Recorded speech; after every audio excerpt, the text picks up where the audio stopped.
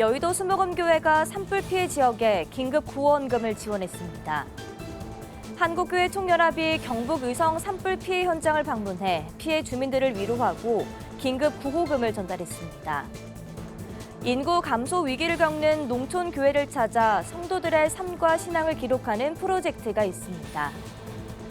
구티비가 행동하는 신앙인 본회포 목사의 삶을 다룬 영화 개봉을 앞두고 특별 대담을 진행했습니다.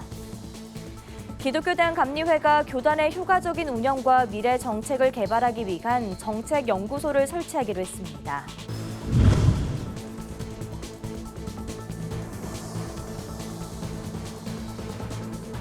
시청자 여러분 안녕하십니까? 구티비 뉴스입니다. 여의도 순복음교회가 산불 피해 지역 주민들을 위해 10억 원의 긴급 구호 헌금 지원을 결정했습니다.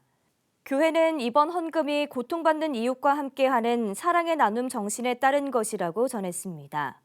이영훈 담임 목사는 삶의 터전을 잃은 이웃들을 향해 한국교회가 따뜻한 손길과 위로의 기도를 보내야 할 때라며 작은 정성이지만 실질적인 회복과 소망을 함께 나누는 통로가 되기를 소망한다고 말했습니다. 여의도 순복음교회는 화재 현장을 찾아 피해 복구 활동에 나설 예정입니다. 한국교회 총연합이 28일 경북 의성 산불 피해 현장을 방문해 피해 주민들을 위로하고 긴급 구호금을 전달했습니다. 한교총 공동대표회장 이윤 목사는 이날 의성군과 의성기독교연합회를 통해 긴급 구호금을 전달하고 한국교회가 피해 복구를 위한 기도와 모금에 힘을 모으겠다고 전했습니다. 의성기독교연합회 김규 회장은 재난 피해 지역과 교회에 관심을 가져준 한국교회에 감사하다며 교회와 사택이 전소된 곳도 있어 많은 기도와 후원을 바란다고 당부했습니다. 한교총은 앞서 이번 산불 피해 지역 지원을 위해 회원 교단에 목회 서신을 보내고 모금 운동과 봉사활동 참여를 요청했습니다. 농촌교회는 성도 수가 계속해서 감소하면서 신앙의 흔적조차 사라질 위기에 직면해 있습니다. 하지만 한 단체가 자비로 교회와 성도들의 신앙을 기록하는 프로젝트를 진행하며 신앙의 유산을 후대에 남기고 있는데요. 현장을 장정훈 기자가 취재했습니다. 성도가 겪었던 삶의 아픔과 고난을 담는 인터뷰 현장. 한 성도가 결혼 후 겪은 어려움을 털어놓으며 눈시울을 붉힙니다. 그녀가 털어놓은 삶의 이야기는 고스란히 영상으로 기록됩니다. 네 민은 왜 예수 믿었기 봐. 그때. 내가 그때 뭐 교회가 얼마나 어렵거든요. 그래가지고 네 민은 왜 예수 믿었기 봐. 그랬더니 교회 한 2년 나왔어요. 수도권 쏠림과 인구 소멸 등으로 농촌교회는 계속해서 성도 수가 감소하고 있습니다. 낙평교회가 있는 경북 영덕군 지품면은 두 곳의 교회가 있었지만 지금은 크게 위축됐습니다. 이런 상황에 사라질 위기에 처한 농촌교회 성도와 농촌사회 이야기에 집중한 이들이 있습니다. 목회자와 대학교 동기 4명이 설립한 다도움 컴퍼니는 지원 없이 자비를 들여 농어촌을 찾아갑니다. 모든 사람의 이야기를 꽃으로 비유한 인생화원 프로젝트를 진행하며 교회와 성도, 지역 주민의 이야기를 담고 있습니다. 80대, 90대 된 권사님들, 장로님들의 이야기 안에는 우리가 그냥 성경책에서 보던 그 신앙생활 이야기들이 그분들이 해왔던 이야기들이 그대로 있는 거죠. 다음 세대들이 우리도 저렇게 신앙생활을 해야겠다라는 어떤 그 발판이 될 수 있습니다. 이들은 교회 홈페이지를 제작하고 성도 개인의 이야기와 삶의 연역을 담아 신앙이 이어지도록 돕고 있습니다. 신앙의 기록이 단순한 추억을 넘어 다음 세대가 자연스럽게 교회와 연결될 수 있는 매개체가 되는 겁니다. 다음 세대들이 우리 할머니, 할아버지, 엄마, 아빠 이야기들을 이렇게 교회 안으로 들어와서 볼 수 있게. 그러면 교회는 예배드리는 공간을 넘어서 우리 가족의 이야기가 담긴 곳으로 추억하게 되고. 다도움 컴퍼니는 대한예수교장로회 통합포항노회와 업무 협약을 체결하고 영덕 일대 지역 47개 교회를 방문하고 있습니다. 이들이 추진 중인 인생화원 프로젝트는 인구 감소로 침체된 교회에 활력을 불어넣고 신앙 계승의 새로운 방법을 제시하고 있습니다. 다음에 내 자녀, 손자, 손녀들이 이걸 볼 수 있다면 내가 만난 예수님, 내가 어려워도 신앙생활을 하면서 견뎠던 그것을 자료가 돼서 계속해서 신앙의 개성이 이어지리라 저는 생각이 됩니다. 최근 시작된 인생화원 프로젝트는 교회를 삶과 신앙의 기록을 보존하는 장소로 변화시키며 새로운 전도의 가능성도 키우고 있습니다. 다도움 컴퍼니 최충만 대표는 인생 화원을 통해 교회가 성도들의 삶과 죽음을 기억하는 공간이 되길 바란다고 전했습니다. 구티비 뉴스 장정훈입니다. 디트리히 본회퍼를 아십니까? 2차 세계대전 당시 독일 히틀러 치하에서 불의에 저항하는 신앙인이었던 그는 존경받는 목사이자 나치 정권의 스파이로 활동하며 불의에 항거했습니다. 그런 그의 삶을 담은 영화가 본회퍼 순교 80주기에 맞춰 개봉을 앞둔 가운데 구티비가 그의 삶을 조명하는 특별 대담을 제작했는데요. 본회퍼 인물 탐구를 비롯해 영화 비하인드 스토리까지 유익한 내용으로 시청자들을 찾아갑니다. 보도에 배보경 기자입니다. 2차 세계대전 당시 독일 나치 정권의 행동으로 저항했던 디트리히 본헤퍼 목사. 신앙을 단순한 교리에 그치지 않고 불의에 맞서 책임 있는 행동으로 실천했던 그는 목사이자 신학자로 찬양곡 선한 능력으로의 작사가로도 알려져 있습니다. 독일 히틀러 치하에도 말씀으로 살아내는 것을 저항이라 여기던 그는 매형을 통해 독일의 실상을 깨닫고 나치 정보국에서 이중 스파이로 활동하며 히틀러 암살에 적극 개입하기도 했습니다. 그런 그의 삶을 영화로 만든 본헤퍼, 목사, 스파이 암살자가 본헤퍼 순교 80주기인 4월 9일에 맞춰 개봉합니다. I'm here to confess. I didn't see what the rest of the country saw. And what is that? Herr Bonhoeffer. That the time had come for Germany to rise and for the rest of the world to bow down. Heil Hitler! 구티비는 본헤퍼의 삶을 다룬 영화 개봉을 앞두고 특별 대담, 불의에 항거하는 목회자 본헤퍼를 제작합니다. 이번 대담에선 기독영화 제작자 김상철 감독과 서울신학대학교 기독교윤리학 김성호 교수가 출연해 본헤퍼에 대한 인물 탐구와 정치적 혼란기 당시 본헤퍼가 느낀 혼란과 고뇌의 감정을 따라가 봅니다.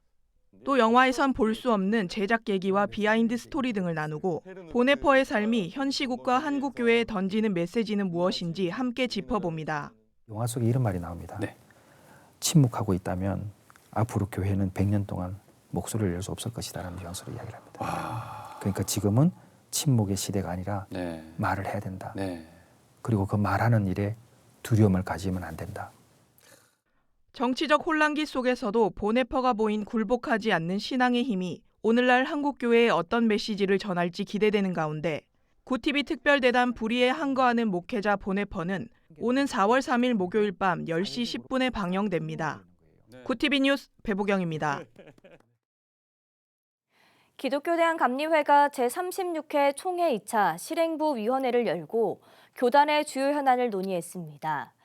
감리회는 이날 회의에서 김정석 감독회장의 후보 시절 공약 중 하나였던 정책연구소 설치를 추진하기로 결의하며 교단의 미래 과제를 모색해 나가기로 했습니다. 권현석 기자가 보도합니다. 기독교대한감리회가 올해 두 번째 총회 실행부위원회를 열고 전 세계적인 교회 쇠퇴 흐름에 대응하기 위한 정책연구소를 설치하기로 했습니다. 감리회 정책연구소는 김정석 감독회장의 후보 당시 공약 중 하나로 교단의 현재를 진단하고 미래 과제를 모색하는 것을 목표로 합니다.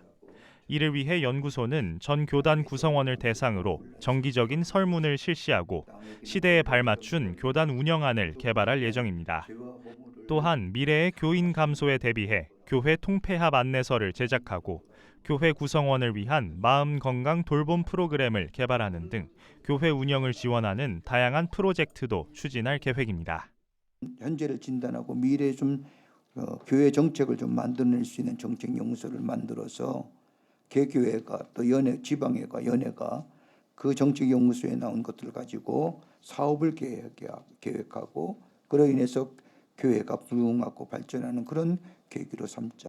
이날 회의에선 최근 대형 산불로 예배당과 사택이 전소되는 등 피해를 입은 교회들의 현황도 공유됐습니다. 감리회는 산불 피해를 입은 교회들과 이재민들을 돕기 위해 선교 140주년 기념 행사가 열리는 4월 첫째 주 주일 헌금을 피해 복구 기금으로 지원하기로 했습니다. 한편 감리회는 세계대학 통합신대원 운영을 조속히 추진하기 위해 운영위원회를 조직하고 위원회 구성을 김정석 감독회장에게 일임하기로 결의했습니다. 구티비 뉴스 권현석입니다. 북미와 중남미 일대에서 여의도 순복음교회 축복성회가 진행됐습니다. 다음 세대를 향한 가교 역할을 하고 미주 지역에 복음을 열어간 순복음 북미총회는 50주년 희년을 맞아 LA 나성 순복음교회에서 부흥성회를 열었습니다.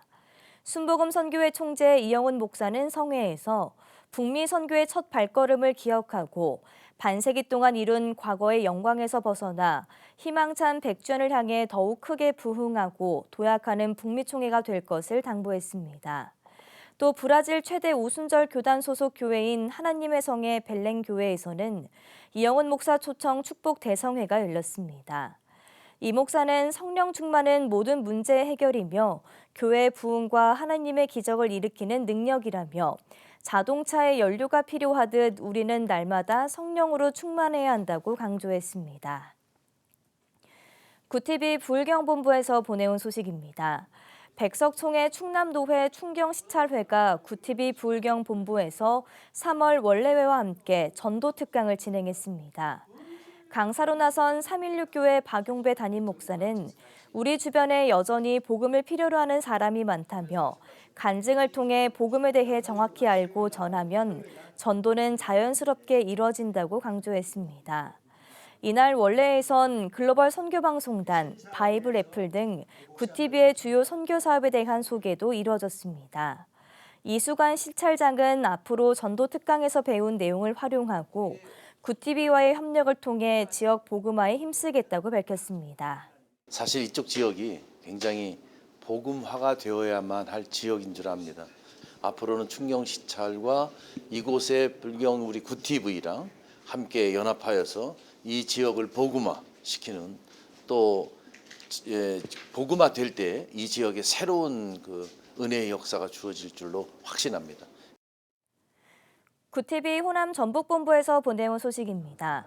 전북 지역 대한예수교장로회 합동노회들이 일제히 정기회를 열고 신임 노회장을 선출하는 한편 교회 연합과 사역 방향을 논의했습니다.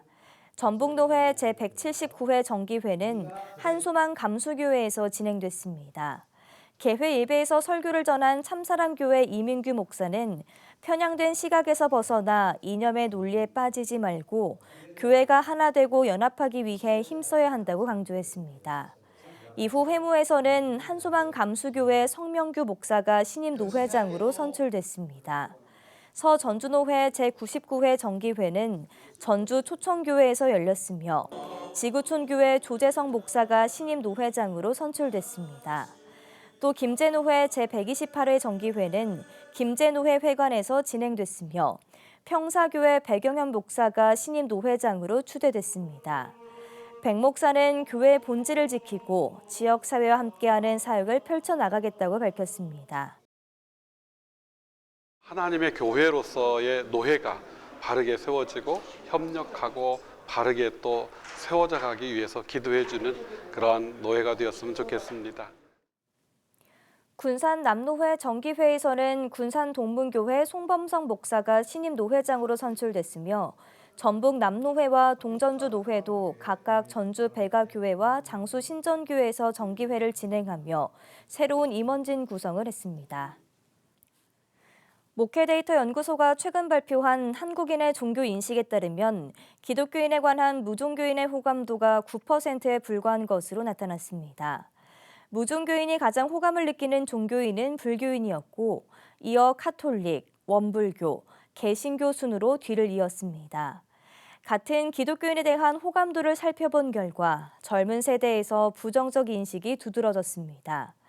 개신교인끼리의 호감도는 60대와 70대 이상이 높은 반면 20대와 30대에서는 절반 이하에 그쳤습니다. 이번 조사는 한국기독교사회문제연구원 의뢰로 한국리서치가 전국 만 18세 이상 기독교, 비기독교인 2,152명을 대상으로 지난해 11월 13일부터 열흘간 실시했습니다.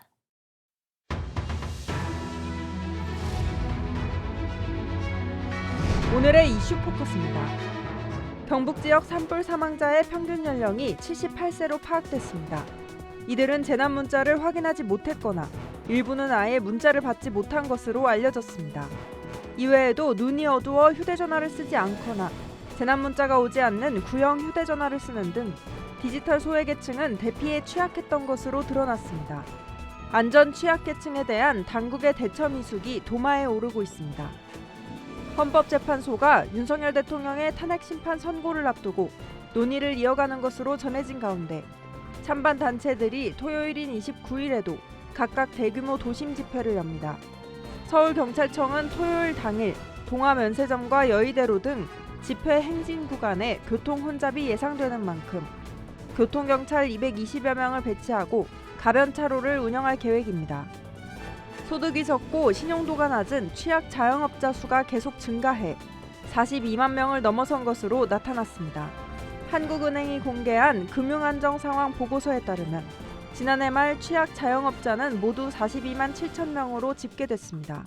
코로나19 이후 내수 회복이 더딘 가운데 연체와 폐업에 내몰리는 자영업자가 늘어나고 있어 일부 취약 자영업자에 대해서는 적극적인 구조조정이 필요하다는 지적이 나옵니다.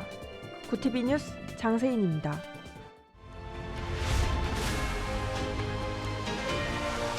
구티비 월드와이드입니다.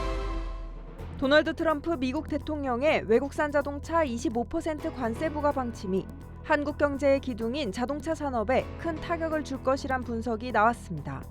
로이터 통신은 자동차 산업이 한국과 일본의 경제 부흥에 특별한 역할을 했다며 미국의 관세 부과가 두 나라 노동시장과 경제에 광범위한 영향을 미칠 것이라고 27일 보도했습니다. 실제로 한국의 고용시장에서는 자동차 산업이 가장 큰 비중을 차지하며 수출에서도 자동차와 자동차 부품 비중이 14%에 달합니다. 그중 약 절반이 미국으로 수출되고 있습니다. 블라디미르 푸틴 러시아 대통령이 현지 시간 28일 우크라이나 휴전 협상과 관련해 북한과 중국 등 그간 밀착해온 우호국과 협력할 준비가 됐다는 입장을 밝혔습니다. 이런 발언은 미국의 중재로 러시아와 우크라이나가 휴전을 위한 간접 협상을 벌이고 있는 가운데 향후 휴전 협상 과정에서 파병 북한군 문제도 주요 이슈가 될 수 있어 주목되는 상황입니다.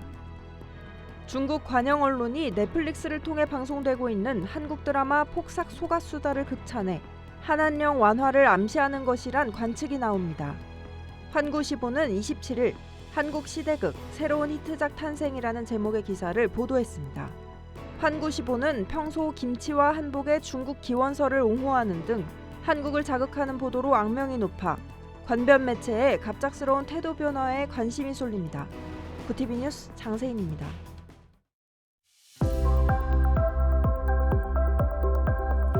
내일은 수도권과 강원도에 비가 조금 내리겠습니다. 경북 서부에 건조경보가, 동쪽을 중심으로 건조주의보가 내려져 있고요. 서해안과 전남, 제주에는 강풍특보가 발효됐습니다. 이어서 전국 날씨입니다. 내일 한낮 최고 기온은 서울 8도, 강릉 10도가 예상됩니다. 남부지방은 광주와 제주 10도, 부산 13도, 대구 12도를 보이겠습니다. 날씨였습니다. 재앙과도 같았던 영남권 불길이 잡혀가고 있습니다. 하지만 이번 화재로 삶의 터전을 잃은 이재민과 교회들이 속출했는데요.